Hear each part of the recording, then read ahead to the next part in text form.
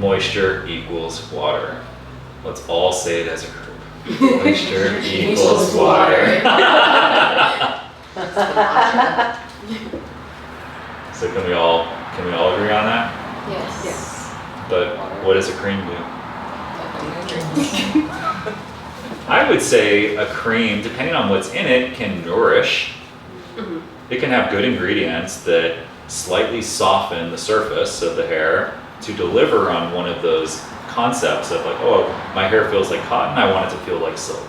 You know, you might be able to reach for it and see and feel a bit of a difference, but is it doing a lot in terms of performance of the style? Is it giving you the longevity? No.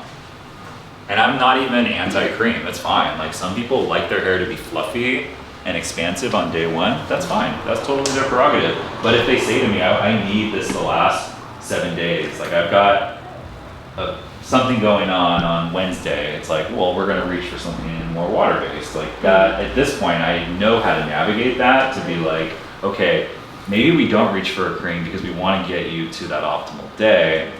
That way you're not turning around and looking at me and being like, well, what the heck? Why is it like frizzy or expansive beyond what you were comfortable with? Okay.